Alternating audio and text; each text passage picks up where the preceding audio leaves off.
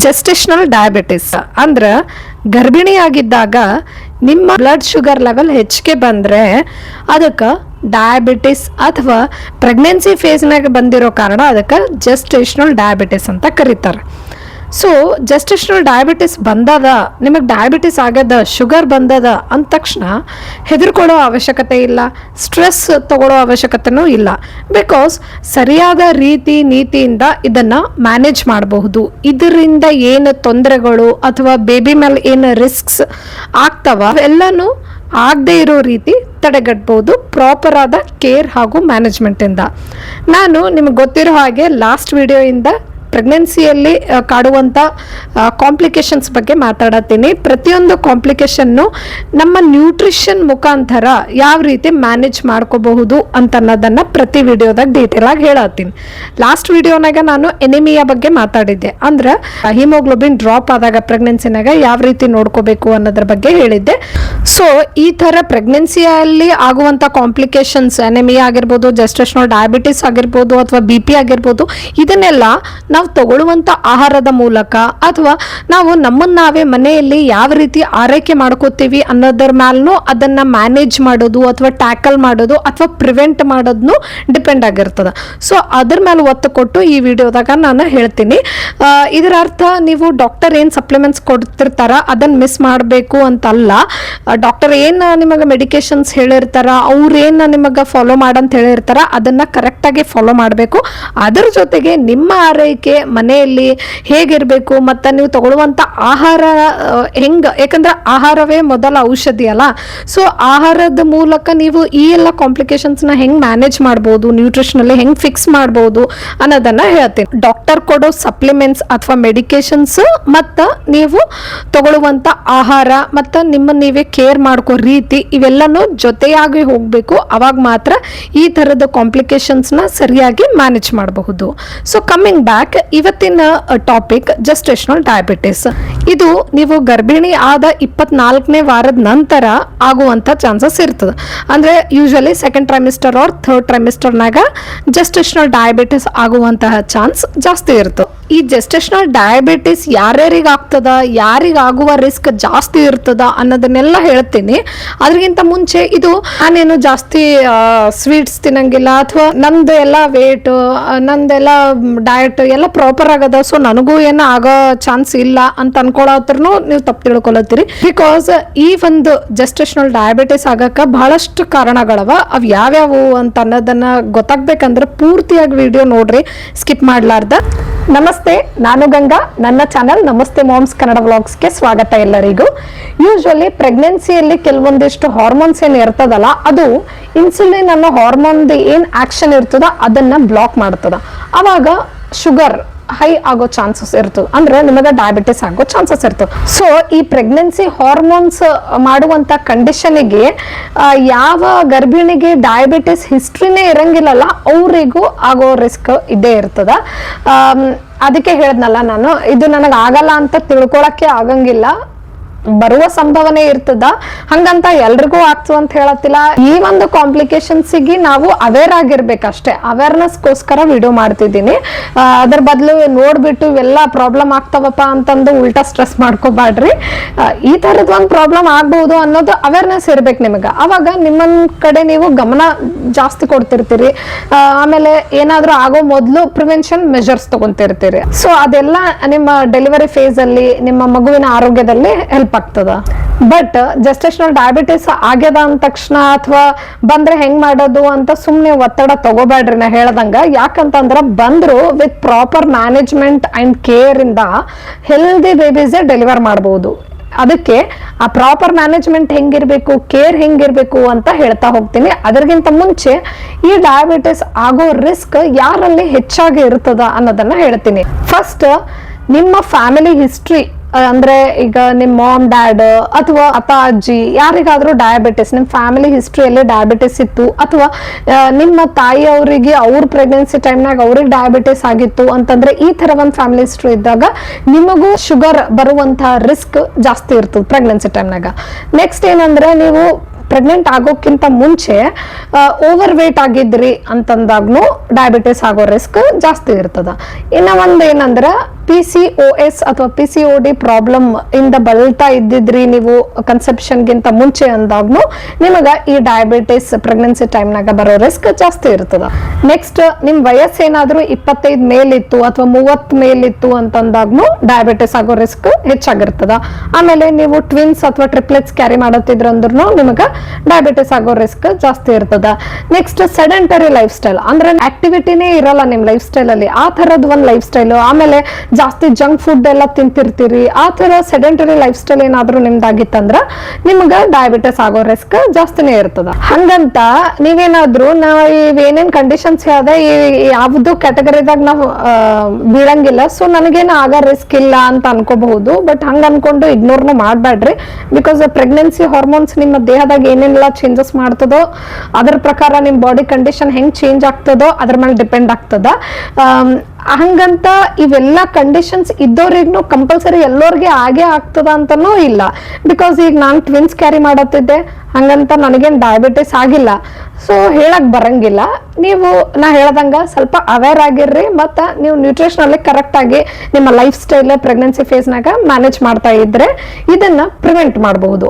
ಅದಕ್ಕೆ ನೀವು ನೆನ್ಪಿಟ್ಕೊಳ್ಳಬೇಕಾದ ವಿಷಯ ಏನಂತಂದ್ರೆ testing is a must. Diabetes, BP ಎಲ್ಲ ಚೆಕಪ್ಗೆ ಹೋಗ್ತಿರ್ತಿರಲ್ಲ ಡಾಕ್ಟರ್ ಕಡೆ, ಅವಾಗ ಇವೆಲ್ಲ ಟೆಸ್ಟ್ ಮಾಡ್ತಾನೆ ಇರ್ತಾರ ಅವರು. ಬಿಕಾಸ್ ಇದೆಲ್ಲ ಟೆಸ್ಟ್ ಮಾಡ್ಕೊಂಡಾಗೇನೆ, ಟೆಸ್ಟ್ ಮುಖಾಂತರನೇ ನಮಗ ಪರ್ಫೆಕ್ಟ್ ಆಗಿ ಗೊತ್ತಾಗ್ತದ ನಮ್ ಬ್ಲಡ್ ಅಲ್ಲಿ ಶುಗರ್ ಲೆವೆಲ್ ಯಾವ ಮಟ್ಟಕ್ಕದ. ನೆಕ್ಸ್ಟ್ ಇದನ್ನ ಹೆಂಗ್ ಮ್ಯಾನೇಜ್ ಮಾಡ್ಬೇಕು ಅನ್ನೋದು ಹೇಳಕ್ಕಿಂತ ಮುಂಚೆ ಇದ್ರ ಸಿಂಪ್ಟಮ್ಸ್ ಏನು, ಪ್ರೆಗ್ನೆನ್ಸಿ ಫೇಸ್ನಾಗ ಹೆಂಗ್ ಗೊತ್ತಾಗ್ತದ ನಮಗ ಶುಗರ್ ಆಗಿರಬಹುದು ಅಂತ ಅನ್ನೋದು ಗೊತ್ತಾಗ್ಬೇಕಂದ್ರ ಆಕ್ಚುಲಿ ಕೆಲವೊಂದ್ಸಲ ಏನು ಸಿಂಪ್ಟಮ್ಸೇ ತೋರ್ಸಂಗಿಲ್ಲ. ಅದಕ್ಕೆ ನಾ ಅಂದೆ ಟೆಸ್ಟಿಂಗ್ ಇಸ್ ಅ ಮಸ್ಟ್. ಅವಾಗ ಟೆಸ್ಟ್ ಹೇಳ್ತಿರ್ತಾರೆ ಪ್ರೆಗ್ನೆನ್ಸಿ ಫೇಸ್ ಅಲ್ಲಿ ಡಾಕ್ಟರ್. ಸೊ ಅವ್ರು ಹೇಳಿದ ಟೈಮ್ನಾಗ ಕರೆಕ್ಟ್ ಆಗಿ ಇದ್ರದ್ದು ಟೆಸ್ಟ್ ಮಾಡಿಸ್ಕೊಳ್ಳೇಬೇಕು. ಅದ್ರ ಮುಖಾಂತರನೇ ಕರೆಕ್ಟ್ ಆಗಿ ಗೊತ್ತಾಗ್ತದೆ ಡಯಾಬಿಟಿಸ್ ಇದೇನೋ ಇಲ್ವೋ ಅಂತ. ನೆಕ್ಸ್ಟ್ ಏನಂದ್ರೆ ಆ ತರ ಸಿಂಪ್ಟಮ್ಸ್ ತೋರಿಸ್ತದ, ಬಹಳನೇ ಬಾಯಾರಿಕೆ ಆಗೋದು, ಜಾಸ್ತಿ ನೀರು ಕುಡಿಬೇಕಂತ ಅನಿಸೋದು, ಆಮೇಲೆ ಜಾಸ್ತಿ ಯೂರಿನ್ಸ್ ಪಾಸ್ ಆಗೋದು, ಫ್ರೀಕ್ವೆಂಟ್ ಆಗಿ ಬಾತ್ರೂಮ್ ಹೋಗ್ತಿರ್ತೀವಿ ಯೂರಿನೇಷನ್ಗೆ, ಆಮೇಲೆ ಜಾಸ್ತಿ ಫೇಟಿಗ್ನೆಸ್ ಇರ್ತದ, ಬರೀ ಸುಸ್ತು ಆಯಾಸ ಬಹಳ ಓವರ್ ಆಗಿರ್ತದ. ಸೊ ಈ ರೀತಿ ಸಿಂಪ್ಟಮ್ಸ್ ಕಂಡು ಬಂದಾಗ್ನು ಇವೆಲ್ಲ ಕರೆಕ್ಟ್ ಆಗಿ ಟೆಸ್ಟ್ ಮಾಡಿಸ್ಕೊಂಡು ಅದನೋ ಇಲ್ಲೋ ಅನ್ನೋದು ತಿಳ್ಕೊಳ್ಳೋದು ಅವಶ್ಯಕ ಆಗ್ತದ. ಇಷ್ಟೆಲ್ಲ ಹೇಳದ್ಮೇಲೂ ನೀವು ಹೋಗ್ಲಿ ಬಿಡಪ್ಪ ಅದು ಬಂದಾಗ ನೋಡ್ಕೊಂಡ್ರಾಯ್ತು ಅಂತ ಇಗ್ನೋರ್ ಮಾಡತ್ತಿದ್ರಂದ್ರೆ ಪ್ಲೀಸ್ ಮಾಡ್ಬ್ಯಾಡ್ರಿ ಹಂಗ. ಯಾಕಂತಂದ್ರೆ ಇದ್ರ ರಿಸ್ಕ್ ಏನೇನವ ಹೆಂಗವ ಅಂತ ತಿಳ್ಕೊಂಡ್ಮೇಲೆ ನಿಮಗೆ ಅನಿಸ್ತದ, ನೀವೇ ಇಗ್ನೋರ್ ಮಾಡಕ್ ಹೋಗಂಗಿಲ್ಲ. ಗರ್ಭಿಣಿ ಮ್ಯಾಲ ಮತ್ತ ಬೇಬಿ ಮ್ಯಾಲ ಬಹಳಷ್ಟು ರಿಸ್ಕ್ಸ್ ಇರ್ತಾವ. ಬೇಬಿದು ಏನೇನ್ ರಿಸ್ಕ್ ಫೇಸ್ ಮಾಡಬಹುದು ಅಂತಂದ್ರ ಹುಟ್ಟೋ ಮಗುದು ವೇಟ್ ತೂಕ ಕಡಿಮೆ ಬೀಳ್ಬಹುದು, ಅಥವಾ ಬೇಗನೆ ಡೆಲಿವರಿ ಆಗಬಹುದು, ಅಥವಾ ಹುಟ್ಟಿದ ಮ್ಯಾಲ ಅದರ ಶುಗರ್ ಲೆವೆಲ್ ಕಡಿಮೆ ಆಗಬಹುದು, ಅಥವಾ ಮಗು ಬೆಳೀತಾ ಮುಂದೆ ಆ ಮಗು ಒಬೀಸ್ ಆಗಬಹುದು, ಅಂದ್ರೆ ವೇಟ್ ಜಾಸ್ತಿ ಬರಬಹುದು, ಮತ್ತು ಆ ಮಗುನು ಮುಂದೆ ಫ್ಯೂಚರ್ ಅಲ್ಲಿ ಡಯಾಬಿಟಿಕ್ ಆಗುವಂತ ಚಾನ್ಸಸ್ ರಿಸ್ಕ್ ಜಾಸ್ತಿ ಇರ್ತದ.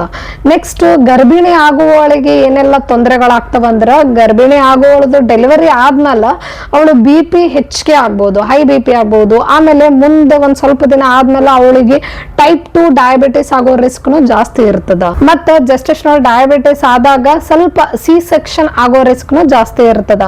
ಅದಕ್ಕೆ ಸರಿಯಾದ ಆಹಾರ ಮತ್ತು ಪ್ರತಿಯೊಂದು ಚೆಕಪ್ ಮಿಸ್ ಮಾಡ್ಲಾರ್ದೆ ಹೋಗೋದು, ಡಾಕ್ಟರ್ ವಿಸಿಟ್ ಮಾಡೋದು, ಇವೆರಡು ಇದ್ದಾಗ ಮಾತ್ರ ಪ್ರೆಗ್ನೆನ್ಸಿ ಸೇಫ್ ಆಗಿರ್ತದ, ಹುಟ್ಟೋ ಮಗು ಆರೋಗ್ಯವಾಗಿರ್ತದ. ಫೈನಲಿ ಈಗ ಆಹಾರದ ವಿಷಯಕ್ಕೆ ಬಂದೆ. ಆಹಾರ ಹೆಂಗಿರ್ಬೇಕು ಡಯಾಬಿಟಿಸ್ ಆದಾಗ ಅಥವಾ ಡಯಾಬಿಟಿಸ್ ಬರ್ಲಾರ್ದಂಗ ಪ್ರಿವೆಂಟ್ ಮಾಡ್ಬೇಕಾರೆ ಅಂತಂದ್ರ, ಆದಷ್ಟು ಈಗ ಅಕಸ್ಮಾತ್ ಜೆಸ್ಟೇಷನಲ್ ಡಯಾಬಿಟಿಸ್ ಆಗಿತ್ತು ಅಂತಂದ್ರೂ ಆದಷ್ಟು ನೀವು ಹೋಲ್ ಗ್ರೇನ್ಸ್ ಇನ್ಕ್ಲೂಡ್ ಮಾಡ್ಕೋರಿ ನಿಮ್ ಡಯಟ್ನಾಗ. ಲೈಕ್ ಬ್ರೌನ್ ರೈಸ್ ತಗೋರಿ, ಮಿಲ್ಲೆಟ್ಸ್ ಇನ್ಕ್ಲೂಡ್ ಮಾಡ್ಕೋರಿ, ಆಮೇಲೆ ಹೆಚ್ಚಿಗೆ ಫೈಬರ್ ಇನ್ಕ್ಲೂಡ್ ಮಾಡ್ಕೋರಿ. ಫೈಬರ್ ಅಂದಾಗ ಹಣ್ಣುಗಳು ಇನ್ಕ್ಲೂಡ್ ಮಾಡ್ಕೋರಿ.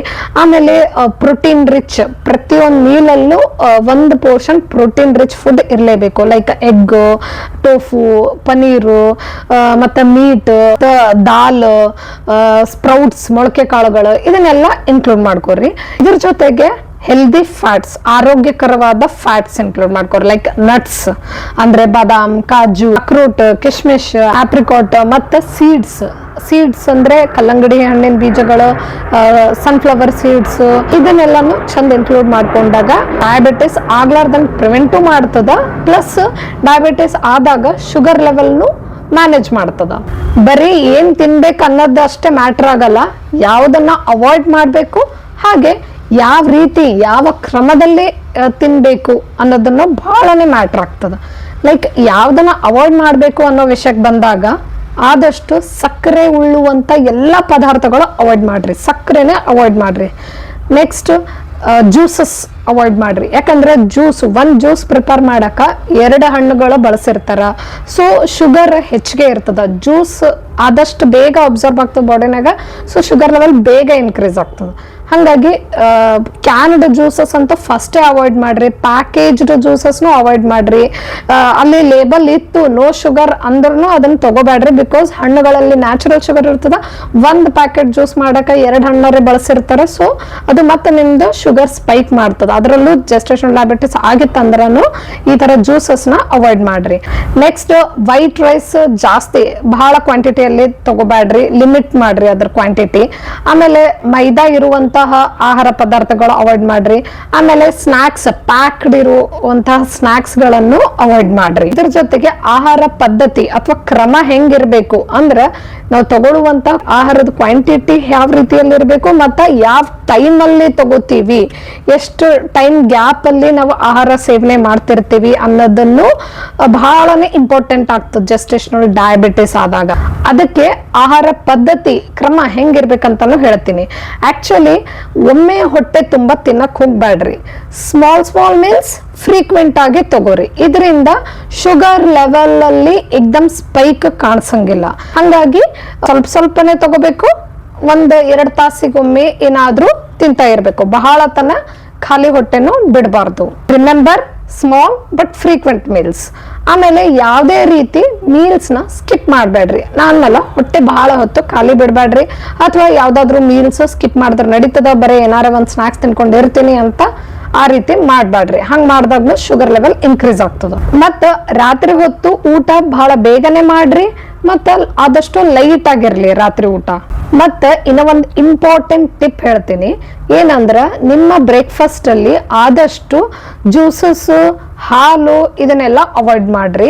ಮತ್ತೆ ಹಣ್ಣುಗಳನ್ನು ಅವಾಯ್ಡ್ ಮಾಡ್ರಿ ಬ್ರೇಕ್ಫಾಸ್ಟ್ ಅಲ್ಲಿ, ಜೆಸ್ಟೇಷನಲ್ ಡಯಾಬಿಟಿಸ್ ಆಗಿತ್ತು ಅಂದ್ರೆ. ಯಾಕಂತಂದ್ರೆ ಬ್ರೇಕ್ಫಾಸ್ಟ್ ನಾಗ ನೀವೇನಾದ್ರೂ ಹಾಲು, ಜ್ಯೂಸ್ ಇದೆಲ್ಲ ಇನ್ಕ್ಲೂಡ್ ಮಾಡಿದ್ರಿ ಅಂತಂದ್ರ ನಿಮ್ಮ ಬಾಡಿನಾಗ ಶುಗರ್ ಲೆವೆಲ್ ಬೇಗನೆ ಇನ್ಕ್ರೀಸ್ ಆಗ್ತದೆ. ಬಿಕಾಸ್ ಮಾರ್ನಿಂಗ್ ಅಲ್ಲಿ, ಅರ್ಲಿ ಮಾರ್ನಿಂಗ್ ಅಲ್ಲಿ ಪ್ರೆಗ್ನೆನ್ಸಿ ಹಾರ್ಮೋನ್ಸ್ ಹೆಂಗ್ ಕೆಲಸ ಮಾಡ್ತಿರ್ತಾವ ಅಂದ್ರ ಆಲ್ರೆಡಿ ಶುಗರ್ ಲೆವೆಲ್ ಹೆಚ್ಚಿಗೆನೆ ಇದ್ದಿರ್ತದ. ಸೊ ಮತ್ತೆಷ್ಟು ಶುಗರ್ ಸ್ಪೈಕ್ ಆಗುವಂತ ಫುಡ್ ಕೊಟ್ಟಾಗ ಇನ್ನ ಎಷ್ಟು ಸ್ಪೈಕ್ ಆಗೋ ಚಾನ್ಸ್ ಜಾಸ್ತಿ ಇರ್ತದ. ಹಾಗಾಗಿ ಬ್ರೇಕ್ಫಾಸ್ಟ್ ಆದಷ್ಟು ನಿಮ್ದು ಚೆನ್ನಾಗೇ ಇರ್ಲಿ, ಬಟ್ ಪ್ರೋಟೀನ್ ರಿಚ್ ಆಗಿರೋದನ್ನ ಇನ್ಕ್ಲೂಡ್ ಮಾಡ್ಕೊರಿ. ಲೈಕ್ ಮೊಳಕೆ ಕಾಳುಗಳು ಅಥವಾ ಪ್ರೋಟೀನ್ ಉಳ್ಳುವಂಥದ್ದು, ಗ್ರೀನ್ ಲೀಫಿ ವೆಜಿಟೇಬಲ್ಸ್ ಇರುವಂತದ್ದನ್ನ ಇನ್ಕ್ಲೂಡ್ ಮಾಡ್ಕೊರಿ. ಇದರಿಂದ ಬೆಳಿಗ್ಗೆ ಶುಗರ್ ಸ್ಪೈಕ್ ಆಗೋದನ್ನ ಮ್ಯಾನೇಜ್ ಮಾಡಬಹುದು. ಹಣ್ಣುಗಳನ್ನ ಅವಾಯ್ಡ್ ಮಾಡ್ಬೇಕೇನೋ ಅನ್ನೋ ಡೌಟ್ ಬರಬಹುದು. ಅದಕ್ಕೆ ಆನ್ಸರ್ ಏನಂದ್ರೆ, ಆಕ್ಚುಲಿ ಹಣ್ಣುಗಳು ಪೂರ್ತಿಯಾಗಿ ಅವಾಯ್ಡ್ ಮಾಡಕ್ಕಿಂತ ಸ್ವಲ್ಪ ಸ್ಮಾಲ್ ಸರ್ವಿಂಗ್ಸ್ ಅಲ್ಲಿ ಹಣ್ಣುಗಳು ತಗೊಂಡ್ರೆ ಸೂಕ್ತ. ಅದರಿಂದ ಶುಗರ್ ಸ್ಪೈಕು ಆಗಲ್ಲ. ಲೈಕ್ ನಾ ಹೇಳದಂಗ ಇವಿಷ್ಟು ನೆನ್ಪಿಟ್ಕೋಬೇಕು ಟಿಪ್. ಬ್ರೇಕ್ಫಾಸ್ಟ್ ಅಲ್ಲಿ ಹಣ್ಣು ಇನ್ಕ್ಲೂಡ್ ಮಾಡ್ಕೋಬೇಡ್ರಿ. ಲೇಟರ್ ಆನ್ ಸ್ವಲ್ಪ ಮಧ್ಯಾಹ್ನದ ಹೊತ್ತು ಆ ಟೈಮ್ ಅಲ್ಲಿ ಇನ್ಕ್ಲೂಡ್ ಮಾಡ್ಕೊರಿ. ಅದನ್ನು ಹಾಫ್ ಸರ್ವಿಂಗ್ ಇರಬೇಕು. ಅಂದ್ರೆ 1-2 ಪೀಸ್ ಹಣ್ಣು ಅಷ್ಟೇ ತಗೊಳ್ಳೋದು, ಅಥವಾ ಒಂದ್ ದೊಡ್ಡ ಹಣ್ಣು ಇತ್ತಂದ್ರೆ ಅದ್ರಾಗ 1-3-4 ಪೀಸ್ ಅಷ್ಟೇ ತಗೋಬಹುದು. ಅಥವಾ ಕಂಬೈನ್ ಆಗಿ 1-2-3 ಹಣ್ಣು ಕೂಡಿ ತಗೊಳತಿದ್ರಂದ್ರೂ ಜಸ್ಟ್ 1 ಕಪ್ ಅಷ್ಟೇ ತಗೋದು. ಈ ರೀತಿ ಲಿಮಿಟ್ ಆಗಿ ಇಟ್ಕೊಳ್ಳೋದು ಸೂಕ್ತ, ಪೂರ್ತಿಯಾಗಿ ಅವಾಯ್ಡ್ ಮಾಡಕ್ಕಿಂತ. ಬಿಕಾಸ್ ಅದರಿಂದ ನಿಮಗೆ ಫೈಬರು ಸಿಗ್ತದ, ಮತ್ತು ಶುಗರ್ ಲೆವೆಲ್ನು ಕಂಟ್ರೋಲ್ಡ್ ಇರ್ತದೆ, ಮ್ಯಾನೇಜಬಲ್ ಇರ್ತದೆ. ಈ ಎಲ್ಲ ಆಹಾರದ ಬಗ್ಗೆ ತಿಳ್ಕೊಂಡಾಯ್ತು. ಇದ್ರ ಜೊತೆಗೆ ನಾವು ನಮ್ಮನ್ನ ನಾವೇ ಹೆಂಗ ಆರೈಕೆ ಮಾಡ್ಕೋಬೇಕು ಅನ್ನೋದನ್ನು ಬಹಳನೇ ಇಂಪಾರ್ಟೆಂಟ್ ಆಗ್ತದ. ಅದಕ್ಕೆ ಏನ್ ಮಾಡ್ಬೇಕು ಅಂದ್ರೆ, ನೀವು ಪ್ರತಿನಿತ್ಯ 20-30 ನಿಮಿಷ ವಾಕಿಂಗ್ ಮಾಡ್ರಿ ಆಫ್ಟರ್ ಮೀಲ್ಸ್, ಅಥವಾ ಸ್ವಲ್ಪ ಆಕ್ಟಿವ್ ಆಗಿರ್ಬೇಕು. ಯಾವಾಗ್ಲೂ ಏನು ಕೆಲಸ ಮಾಡದೇನೆ ಕೂತಲ್ಲೇ ಕೂಡೋದ್ನು ಮಾಡಕ್ ಹೋಗ್ಬೇಡ್ರಿ. ಸ್ವಲ್ಪ ಆಕ್ಟಿವಿಟಿ ಇರಬೇಕು, ಮೂವ್ಮೆಂಟ್ಸ್ ಇರಬೇಕು, ಅವಾಗ ಮಾತ್ರ ಶುಗರ್ ಲೆವೆಲ್ ಮ್ಯಾನೇಜ್ ಆಗ್ತದ. ಆಮೇಲೆ ಪ್ರಿನಾಟಲ್ ಯೋಗ, ಅದು ಡಾಕ್ಟರ್ ಅಡ್ವೈಸ್ ಮೇರೆಗೆ ಮತ್ತೆ ಎಕ್ಸ್ಪರ್ಟ್ಸ್ ಯಾರ ಹತ್ರ ಕಲ್ಕೋತೀರ ಅನ್ನೋದನ್ನ ಇಂಪಾರ್ಟೆಂಟ್ ಆಗ್ತದೆ. ಬಿಕಾಸ್ ಪ್ರೆಗ್ನೆಂಟ್ ಆಗಿದ್ದಾಗ ಕೆಲವೊಂದು ಯೋಗಾಸನಗಳು ಮಾಡಬಾರ್ದು, ಕೆಲವೊಂದಷ್ಟೇ ಮಾಡಬಹುದಾಗಿರ್ತದೆ. ಸೊ ಅದನ್ನ ಕರೆಕ್ಟ್ ಆಗಿ ತಿಳ್ಕೊಂಡು ಅಂತವಷ್ಟೇ ಮಾಡ್ರಿ. ಅದರಿಂದನೂ ಈ ತರ ಒಂದು ಕಾಂಪ್ಲಿಕೇಶನ್ಸ್ ಎಲ್ಲ ಮ್ಯಾನೇಜ್ ಮಾಡಬಹುದು. ನೆಕ್ಸ್ಟ್, ರೆಗ್ಯುಲರ್ ಆಗಿ ಬ್ಲಡ್ ಶುಗರ್ ಚೆಕ್ಅಪ್ ಮಾಡ್ತಾ ಇರ್ರಿ. ಡಾಕ್ಟರ್ ಯಾವಾಗ ಹೇಳ್ತಾರೆ ಹೇಳ್ತಾರ ಅವಾಗ ಚೆಕ್ ಮಾಡಿಸ್ರಿ. ಆಮೇಲೆ ಡಾಕ್ಟರ್ ಕೊಡುವ ಸಪ್ಲಿಮೆಂಟ್ಸ್, ಮೆಡಿಕೇಶನ್ಸ್ ಯಾವುದನ್ನು ಮಿಸ್ ಮಾಡ್ಲಾರ್ದೇನೆ ತಗೋಬೇಕು. ಅವ್ರು ಹೇಳಿರುವಂತ ಅಡ್ವೈಸಸ್ ಕರೆಕ್ಟ್ ಆಗಿ ಫಾಲೋ ಮಾಡಬೇಕು. ಫೈನಲಿ ಇನ್ನೂ ಒಂದು ಡೌಟ್ ಉಳಿಬಹುದು, ಆಫ್ಟರ್ ಡೆಲಿವರಿನೂ ಡಯಾಬಿಟಿಸ್ ಹಂಗೆ ಕಂಟಿನ್ಯೂ ಆಗ್ತದೇನೋ ಹೋಗ್ತದ ಅಂತ ಇದು ಒಂದು ಪ್ರಶ್ನೆ ಕಾಡಬಹುದು. ಅದಕ್ಕೆ ಉತ್ತರ ಏನಂದ್ರೆ ಆಕ್ಚುಲಿ ಆಫ್ಟರ್ ಡೆಲಿವರಿ ಡಯಾಬಿಟಿಸ್ ಹೋಗ್ತದ. ಅಂದ್ರೆ 6 ವಾರದ ನಂತರ ಮತ್ತೆ ಚೆಕ್ ಮಾಡಿಸ್ಕೋಬೇಕು ಡಯಾಬಿಟಿಸ್ ಯಾವ ಲೆವೆಲ್ದಾಗ ಅದ, ಶುಗರ್ ಲೆವೆಲ್ ಹೋಗದೋ ಇಲ್ಲೋ ಅಂತ. ಬಟ್ ಆಲ್ಮೋಸ್ಟ್ ಆಲ್ ಕೇಸಸ್ ಅಲ್ಲಿ ಡಯಾಬಿಟಿಸ್ ಆಫ್ಟರ್ ಡೆಲಿವರಿ ತಾನಾಗೆ ಹೋಗ್ತದ. But checkup is also important. ಆಮೇಲೆ ನಿಮ್ಮ ಲೈಫ್ ಸ್ಟೈಲ್ ಕೂಡ ಹೆಲ್ದಿಯಾಗಿ ಆರೋಗ್ಯವಾಗಿ ಕಾಪಾಡ್ಕೊಂಡು ಹೋಗ್ಬೇಕು ಮುಂದೆ. ಫೈನಲಿ ವಿಡಿಯೋ ಮುಗಿಸೋ ಹಂತಕ್ಕೆ ಬಂದಾಯ್ತು. ವಿತ್ ಕರೆಕ್ಟ್ ಅವೇರ್ನೆಸ್ ಇಂದ ಮತ್ತು ಡಿಸಿಪ್ಲಿನ್ ಇಂದ ಆಫ್ಟರ್ ಡೆಲಿವರಿ ನಿಮ್ಮ ಆರೋಗ್ಯ ಹಾಗೂ ನಿಮ್ಮ ಮಗುವಿನ ಆರೋಗ್ಯನೂ ಚೆನ್ನಾಗಿರ್ತದ. ಅಂಡ್ ಈ ವಿಡಿಯೋ ನಿಮ್ಗೆ ಏನಾದ್ರೂ ಇಷ್ಟ ಆಗಿದ್ರೆ ಬೇರೆ ಯಾರು ಮಾಮ್ ಟು ಬಿ ಇದ್ದಾರ ಅವ್ರ ಜೊತೆ ಇದನ್ನ ಶೇರ್ ಮಾಡ್ರಿ. ಅಂಡ್ ನನ್ನ ಚಾನಲ್ ನ ತಪ್ಪದೆ ಸಬ್ಸ್ಕ್ರೈಬ್ ಮಾಡ್ರಿ. ಬಿಕಾಸ್ ನನ್ನ ಚಾನಲ್ ನಾಗ pregnancy related, twin pregnancy related ಮತ್ತು ಮಾಮ್ ಲೈಫ್ ನ್ಯೂಟ್ರಿಷನ್ ಗೈಡೆನ್ಸ್ಗೋಸ್ಕರ ನಾನು ಬಹಳಷ್ಟು ವಿಡಿಯೋಸ್ ಮಾಡಿ ಹಾಕ್ತಿರ್ತೀನಿ. ಅಂಡ್ ನನ್ನ ಇನ್ಸ್ಟಾ ಅಕೌಂಟ್ ನಮಸ್ತೆ ಮಾಮ್ಸ್ ನ ಫಾಲೋ ಮಾಡ್ರಿ. ಅಲ್ಲೂ ಕೂಡ ನಾನು ರೀಲ್ಸ್ ಎಲ್ಲ ಶೇರ್ ಮಾಡ್ತಿರ್ತೀನಿ. And meet you in the next video. Until then take care. Bye bye.